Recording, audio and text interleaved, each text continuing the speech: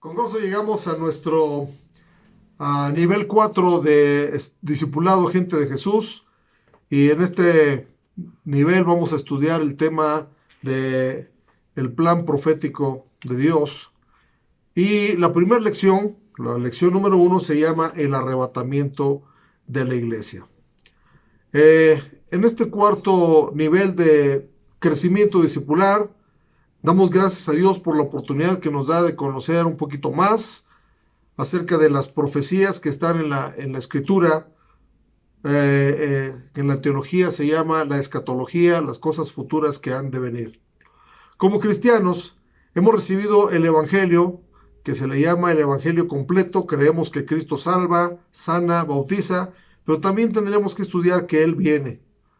Y durante este nivel de estudios vamos a estudiar ese tema desde el arrebatamiento de la iglesia hasta la segunda venida de nuestro Señor Jesucristo con su iglesia, lo que será la gran tribulación, etcétera, etcétera. A manera de introducción, quiero decirles qué significa el arrebatamiento de la iglesia. Se le conoce también como el rapto de la iglesia, y será el momento en que Jesús vendrá por su iglesia para llevarla al cielo, donde estará por 7 años disfrutando de las bodas del Cordero, mientras que aquí en la tierra se estará derramando la ira de Dios.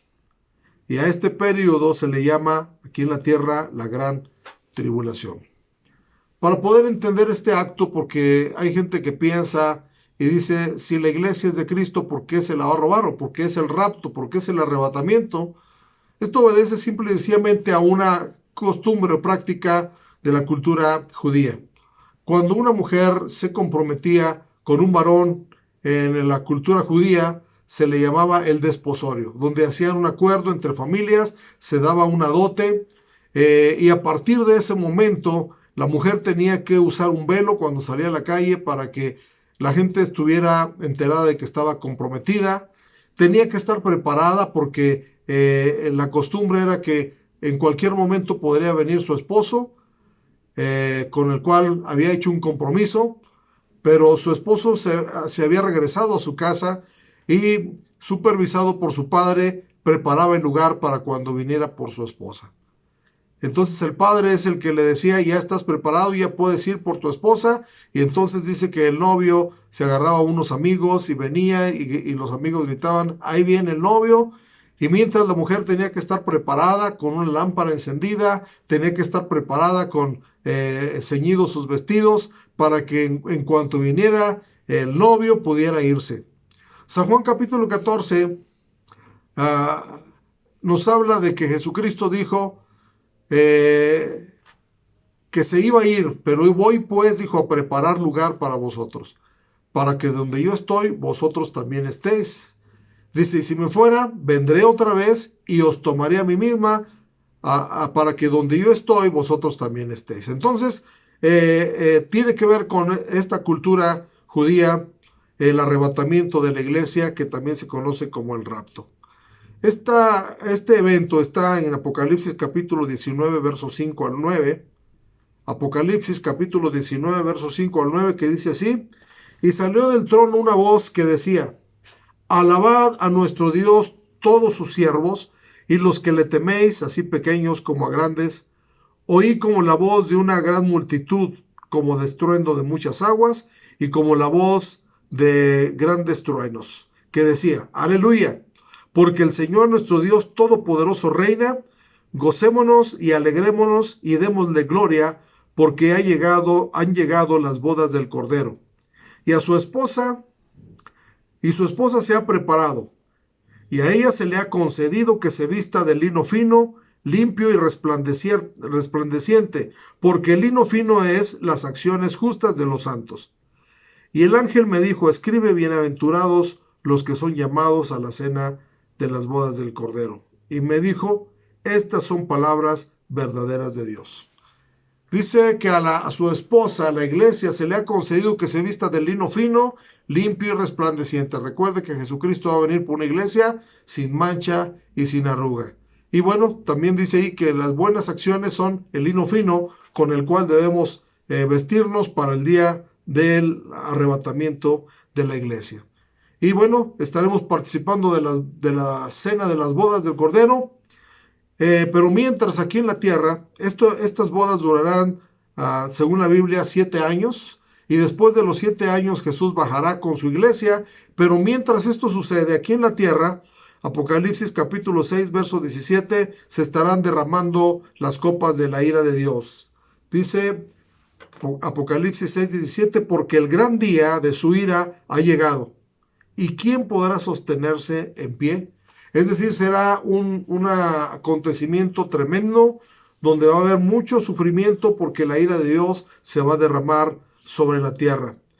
Y el libro de los Salmos, capítulo 27, verso 5 dice, porque Él me esconderá en su tabernáculo en el día del mal. Me ocultará en los reservados de su morada, sobre una roca me pondrá en alto. Mientras está sucediendo aquí el juicio de Dios, el castigo de Dios, la ira de Dios sobre la tierra y sus moradores, la iglesia dice que estaremos escondidos. Él me esconderá en su tabernáculo en el día del mal. Y este va a ser realmente el día del mal. Entonces, tenemos nosotros que saber que necesitamos ser fieles a nuestro Señor Jesucristo para participar de las bodas del Cordero y también ser escondidos de ese gran día de la ira. Ahora, punto número 1. ¿Cuánto durará el rapto? ¿Cuánto durará el arrebatamiento de la iglesia?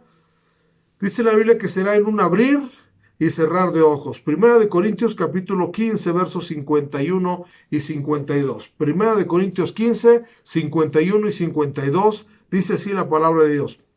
He aquí os digo un misterio. No todos dormiremos, pero todos seremos transformados. En un momento, en un abrir y cerrar de ojos, a la final trompeta, porque se tocará la trompeta y los muertos serán resucitados, incorruptibles, y nosotros seremos transformados. El día del arrebatamiento de la iglesia sucederán dos cosas. Los que murieron en Cristo, los que murieron con Cristo en su corazón, resucitarán primero, y luego nosotros los que quedamos, decía el apóstol Pablo, seremos transformados para recibir al Señor en el aire.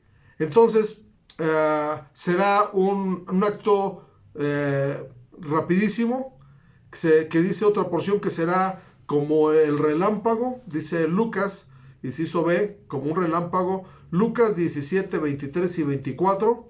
Lucas 17, 23 y 24 dice así. Y os dirán, helo aquí o helo ahí, no vayáis ni lo sigáis, porque como el relámpago que al fulgar resplandece desde un extremo del cielo hasta el otro, así también será el Hijo del Hombre en su día. Es decir, si alguien viene, aquí está, ya vino el Cristo, dice que no le creáis, porque su venida va a ser repentina, en un momento, ni va a dar lugar a que lo anuncien, que lo avisen, que aquí está, sino que Él va a venir como un relámpago, dice ahí la palabra de Dios. Entonces el arrebatamiento de la iglesia será repentino. En un instante, el Señor levantará de los cuatro cabos de la tierra a todos aquellos que le sean fieles. Punto número 2. ¿Qué pasará con los incrédulos durante el arrebatamiento de la iglesia?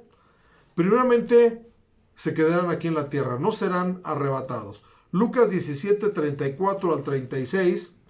Lucas 17, 34 al 36 dice, os digo que en aquella noche estarán dos en una cama. El uno será tomado y el otro será dejado. Dos mujeres estarán moliendo juntas, la una será tomada y la otra dejada. Dos estarán en el campo, el uno será tomado y el otro dejado. Esta porción nos da luz, revelación para entender cómo la venida de nuestro Señor Jesucristo va a ser al mismo tiempo en todo el mundo. ¿Por qué? Porque mientras en una parte del mundo es de día, en otra parte es de noche, en otra parte es mediodía, y por eso menciona aquí 3 ejemplos. El escritor, ¿verdad? Primeramente dice que dos estarán moliendo juntas, y la hora del molino es en la madrugada, 5 o 6 de la mañana, a veces hasta más temprano. Dice que una será tomada y otra dejada. Pero también dice que dos estarán en una cama, es decir, en la noche, la hora de dormir. y bueno, es otro horario. Y el último horario dice que dos estarán en el campo. Uno será tomado y otro será dejado. No habla de dos personas que estarán exactamente juntas en ese momento, sino que en cualquier lugar donde estén, unos serán tomados y otros serán dejados. Entonces, los que no creyeron en Cristo, los incrédulos, se quedarán aquí en esta tierra. La segunda cosa que les pasará a los incrédulos es que participarán de la gran tribulación, es decir, entrarán en la gran tribulación. Primera de Tesalonicenses 5, del 1 al 3. Primera de Tesalonicenses 5, del 1 al 3. Dice así: pero acerca de los tiempos y de las ocasiones, no tenéis necesidad, hermanos, de que yo os escriba, porque vosotros sabéis perfectamente que el día del Señor vendrá así como ladrón en la noche, que cuando digan paz y seguridad, entonces vendrá sobre ellos destrucción repentina, como los dolores de la mujer encinta, y no escaparán. Entonces, esa gran tribulación consiste en destrucción repentina, es decir, va a ser un tiempo terrible para los que no aceptaron a Jesucristo como su Salvador, para los incrédulos. Entonces ellos participarán de la gran tribulación que se estará llevando a cabo aquí en la tierra. La tercera cosa que va a pasar con los incrédulos es que muchos de ellos se lamentarán. Es decir, recordarán el tiempo que tuvieron la oportunidad, porque la oportunidad para la salvación les llega a todos los seres humanos en algún momento de su vida. Y dice Mateo 24:30.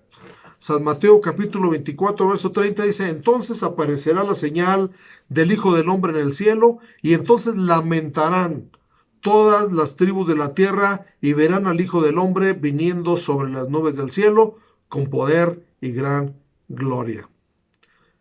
Entonces dice aquí que lamentarán todas las tribus. Los que no aceptaron a Jesucristo, los que tuvieron la oportunidad de recibirlo en su corazón y no lo hicieron, será un tormento que los llevará a estarse lamentando continuamente. Dice Apocalipsis 1:7: he aquí que viene con las nubes, y todo ojo le verá, y los que le traspasaron, y todos los linajes de la tierra harán lamentación por él. Sí, amén. Los que le traspasaron, los que participaron en su crucifixión, los que de una u otra forma espiritualmente pisotearon, blasfemaron la cruz de Cristo, pues también dice aquí la palabra de Dios que todo ojo le verá. Y los que le traspasaron, dice que lamentarán. Entonces será un tiempo difícil para los que se queden aquí en la tierra. Entonces, ¿qué les pasará a los incrédulos? 4 cosas. Primeramente, no serán arrebatados. Segundo, entrarán o quedarán en la gran tribulación. Tercero, la ira de Dios estará sobre ellos. Y cuarto, se lamentarán. Déjenme leer Apocalipsis capítulo 6, versos 16 y 17. Apocalipsis 6, 16 y 17. Y decían a los montes y a las peñas: caed sobre nosotros y escondeos del rostro de aquel que está sentado sobre el trono y de la ira del Cordero, porque el gran día de su ira ha llegado, y ¿quién podrá sostenerse en pie? Entonces, el gran día de la ira de Dios estará sobre la gente incrédula, sobre la gente que no aceptó a Jesucristo como su Salvador. Esta será la mayor prueba para saber quién andaba bien con el Señor o quién no andaba bien, porque no podemos engañar a Dios. El arrebatamiento, dice, será solo para los santos, y los que no sean arrebatados tendrán un tiempo de gran tribulación, de sufrimiento de la ira de Dios, y recordarán todas las oportunidades que tuvieron para arrepentirse, pero ya será demasiado tarde. Entonces, el arrebatamiento de la iglesia será la prueba máxima de quién realmente estaba siguiendo a Dios o quién no lo estaba haciendo de corazón. Punto número 3. ¿Qué pasará con los cristianos o con los creyentes? Ya vimos lo que pasará con los no creyentes. Ahora vamos a ver qué pasará con los creyentes. Primero recibiremos al Señor en el aire. Primera de Tesalonicenses capítulo 4, verso 1. Primera de Tesalonicenses, capítulo 4, verso 17. Verso 17. Repito, primera de Tesalonicenses 4, 17. Luego nosotros los que vivimos, los que hayamos quedado, seremos arrebatados juntamente con ellos en las nubes para recibir al Señor en el aire, y así estaremos siempre con el Señor. Esta porción a veces se malinterpreta porque dice que recibiremos al Señor en el aire, pero no dice que estaremos en el aire por toda la eternidad. Dice que estaremos con el Señor, es decir, vendrán otros eventos. Nuestro encuentro sí será en las nubes, porque ahí recibiremos al Señor. Entonces, los creyentes recibiremos al Señor en el aire. La segunda cosa que pasará con los creyentes o cristianos, dice que seremos transformados en cuerpos incorruptibles. Primera de Corintios capítulo 15, versos 52 al 54. Dice así. Primera de Corintios 15, 52 al 54. En un momento, en un abrir y cerrar de ojos, a la final trompeta, porque se tocará la trompeta y los muertos serán resucitados incorruptibles y nosotros seremos transformados.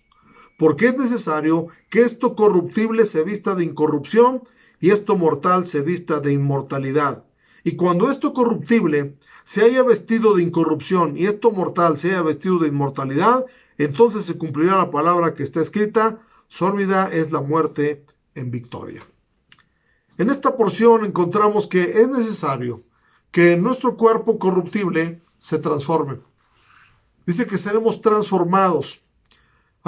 Los que van a levantarse de los sepulcros, dice que serán resucitados incorruptibles, pero nosotros seremos transformados en un cuerpo glorificado. ¿Por qué es necesario que el cuerpo sea transformado? Porque esta materia no puede penetrar en la atmósfera. Recordemos el ejemplo de los astronautas. Los astronautas, para ir a la Luna es el planeta más cerca de la Tierra, necesitan usar un traje especial, una alimentación especial, hacer ejercicios de respiración y muchas cosas, porque si no pudieran morir. Ahora imagínense ir más allá del sol, como dice el coro, ir hasta el tercer cielo donde está Cristo. Ahí sí necesitamos ser transformados para que esto corruptible, ¿verdad?, sea cambiado por algo incorruptible. Inciso C.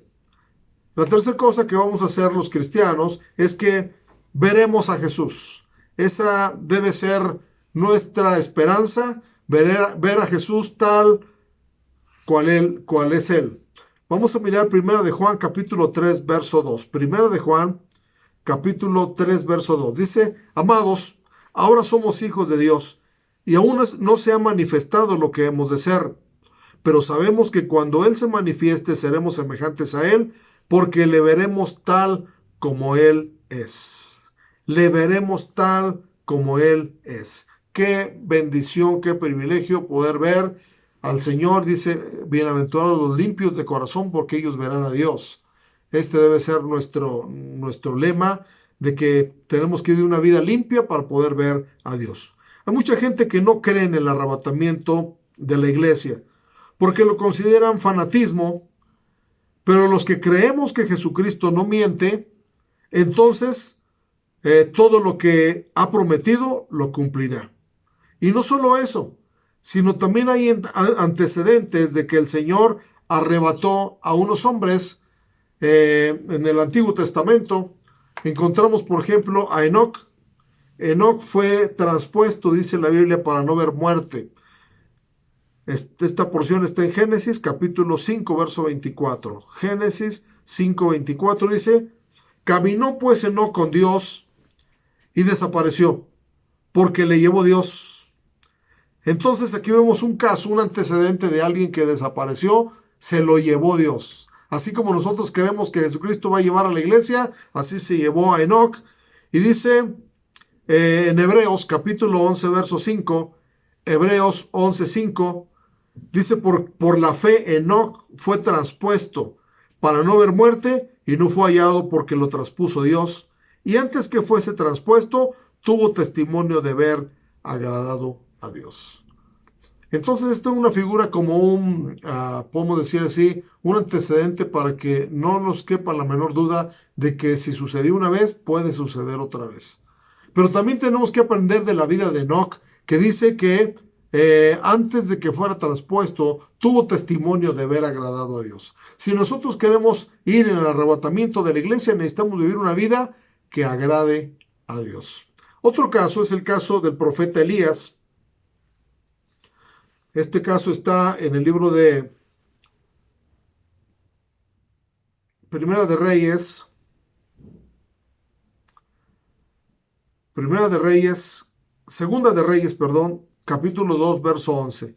Segunda de Reyes, capítulo 2, verso 11. Dice así: Aconteció que yendo ellos y hablando, he aquí un carro de fuego con caballos de fuego apartó a los dos. Y Elías subió al cielo en un torbellino. Elías subió al cielo en un torbellino. Entonces Elías es un ejemplo, una figura también de la iglesia que puede ser arrebatado. Enoc es una figura de la iglesia que fue también arrebatado y que algún día a nosotros como iglesia nos arrebatará. Entonces estos casos, estas dos figuras de la iglesia, no nos dejan la menor duda de que también lo hará con la iglesia cuando Jesucristo venga por todos los que le amamos. Punto número 4. ¿Qué debemos hacer los cristianos antes del arrebatamiento? Esta es una palabra de preparación. Primeramente dice la Biblia que debemos velar y ser sobrios. Primera de Tesalonicenses 5, 4 al 6. Primera de Tesalonicenses capítulo 5, verso 4 al 6. Dice así la palabra de Dios: Mas vosotros, hermanos, no estáis en tinieblas para que aquel día os sorprenda como ladrón, porque todos vosotros sois hijos de luz e hijos del día. No somos de la noche ni de las tinieblas, por tanto no durmamos como los demás, sino velemos y seamos sobrios. Velar es estar alerta, estar a la expectativa. Como les dije, en la cultura judía, aquella mujer que se había desposado estaba velando, estaba alerta para que en cualquier momento viniera su esposo, ella pudiera salir e irse con él. Así la iglesia debemos estar velando, y ser sobrios quiere decir estar en nuestros 5 sentidos, estar conscientes del tiempo que estamos viviendo, para saber que la venida de nuestro Señor Jesucristo está muy cerca, y dice que no nos sorprenda como ladrón. Dice, para que aquel día no nos sorprenda como ladrón. Es decir, para unos vendrá como ladrón, para otros no, porque no hará nada el Señor sin que lo revele a sus siervos los profetas. Y si usted es hijo de Dios, usted va a estar siguiendo la palabra de Dios continuamente. Entonces, velemos y seamos sobrios. La segunda cosa que tenemos que hacer antes del arrebatamiento es poner aceite a nuestra lámpara. Quizá usted ha escuchado la parábola de las 10 vírgenes. Dice que 5 eran necias y 5 eran prudentes, ¿verdad? 5 eran prudentes. Y las prudentes tomaron aceite, aunque las 10 cabecearon, pero las 5 de ellas tenían aceite en su lámpara. Y eso lo leemos en San Mateo capítulo 25. Toda la historia está del verso 1 al verso 13, pero yo quiero que leamos solamente dos textos de esta porción, que es el 1. Primeramente dice: Entonces el reino de los cielos será semejante a 10 vírgenes que, tomando sus lámparas, salieron a recibir al esposo.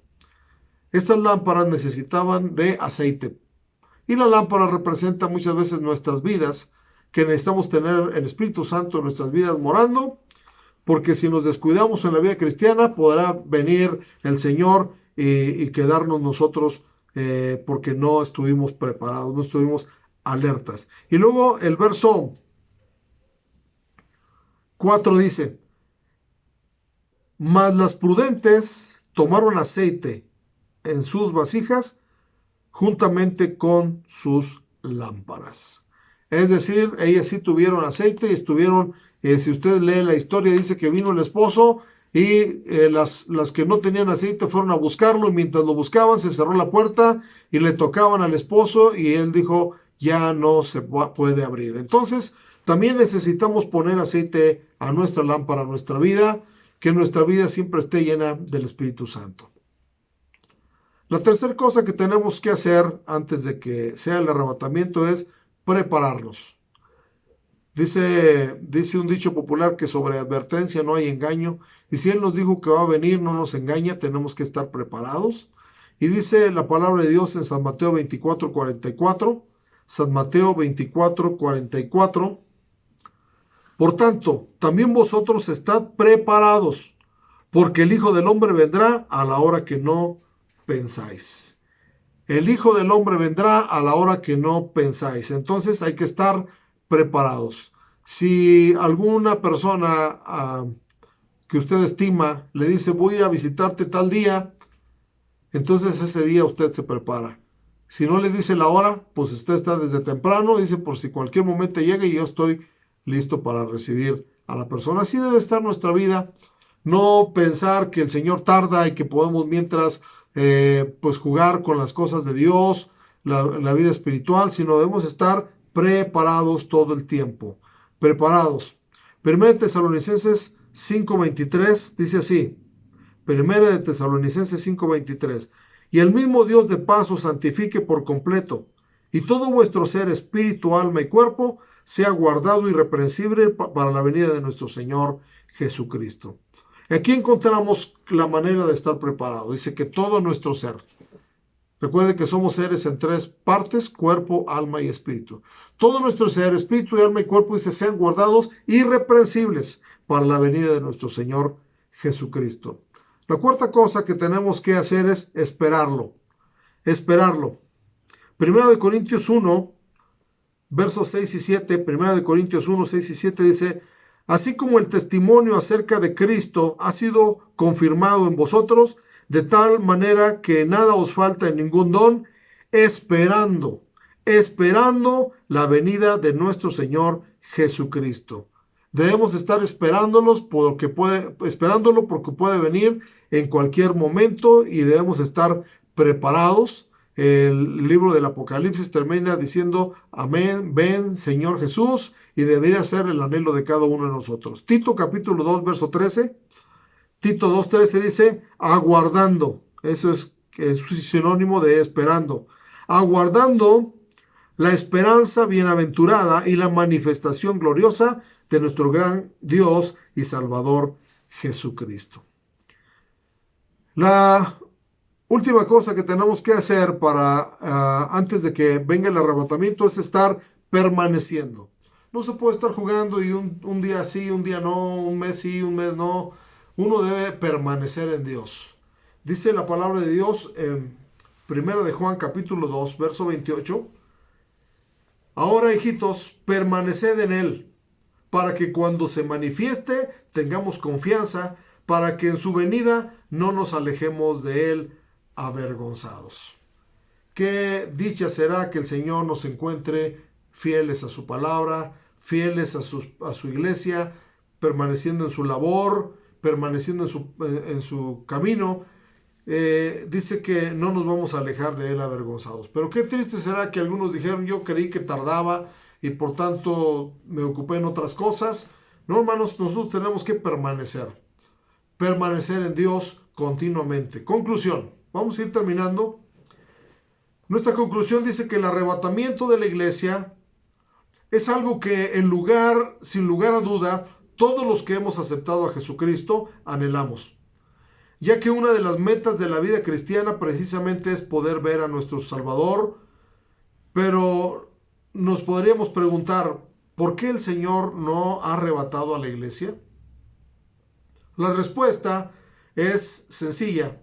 La respuesta es porque Él es paciente para con nosotros, porque no quiere que nadie se pierda. Y aparte, bueno, tenemos un plan, por eso se llama plan profético, un plan donde Dios tiene ya el momento de su venida. Así de que quiero leer 2 de Pedro capítulo 3, verso 9 al 15. 2 de Pedro capítulo 3, verso 9 al 15 dice así: el Señor no retarda su promesa, según algunos la tienen por tardanza, sino que es paciente para con nosotros, no queriendo que ninguno perezca, sino que todos procedan al arrepentimiento. Pero el día del Señor vendrá como ladrón en la noche, en el cual los cielos pasarán con gran estruendo, y los elementos ardiendo serán deshechos, y la tierra y las obras que en ella hay serán quemadas. Puesto que todas estas cosas han de ser deshechas, ¿cómo no debéis vosotros andar en santa y piadosa manera de vivir, esperando y apresurándonos para la venida del día de Dios, en el cual los cielos, encendiéndose, serán deshechos, y los elementos, siendo quemados, se fundirán? Pero nosotros esperamos, según sus promesas, cielos nuevos y tierra nueva, en los cuales mora la justicia. Por lo cual, oh amados, estando en espera de estas cosas, procurad con diligencia ser hallados por Él sin mancha e irreprensibles en paz. Y tened entendido que la paciencia de nuestro Señor es para salvación, como también nuestro amado hermano Pablo, según la sabiduría que le ha sido dada, os ha escrito. Entonces, el hecho de que Jesús no venga todavía es porque dice que es para salvación, porque Dios no quiere que nadie perezca. Dice, y usted, hermano, está preparado por si el Señor viniera en este mismo instante o esta misma noche, no lo sabemos. El Señor va a venir en cualquier momento. La pregunta es, ¿está usted preparado? Si no está preparado, busque estar preparado, poniéndose a cuentas con Dios para que algún día no tengamos de qué lamentarnos ni que alejarnos de Él avergonzados. La porción de Pedro que leímos dice que los cielos se encenderán. Cuando el diluvio, dice que Dios prometió que ya no destruiría la tierra con agua, sino que con fuego. Ahora dice que con fuego. Entonces ha habido últimamente en las noticias y todo eso, situaciones donde ha venido meteoritos, se explotan en el universo. Y bueno, esto nos habla de que hay posibilidad de que pudiera suceder eso. Y dice que como eso va a suceder, ¿cómo no debéis andar en santa y piadosa manera de vivir? Ojalá que estos estudios que hoy estamos iniciando nos sirvan no para atemorizarnos, sino para informarnos y ser entendidos de los tiempos que estamos viviendo. Así es que hoy el tema fue el arrebatamiento de la iglesia y deseamos que cada uno de los que hemos conocido a Cristo nos vayamos en ese arrebatamiento. El texto para memorizar es 1 de Tesalonicenses capítulo 5 verso 9. 1 de Tesalonicenses capítulo 5 verso 9. Dice así la palabra de Dios: porque no nos ha puesto Dios para ira, sino para alcanzar salvación por medio de nuestro Señor Jesucristo. ¿Estamos listos? Vamos a repetirlo todos juntos. Dice así: porque no nos ha puesto Dios para ira, sino para alcanzar salvación por medio de nuestro Señor Jesucristo. Qué interesante es este estudio. Les invito a proseguir, a no desmayar. Pues estas lecciones nos van a ayudar para reafirmarnos en el Señor. Que Dios les bendiga, los esperamos en la siguiente lección.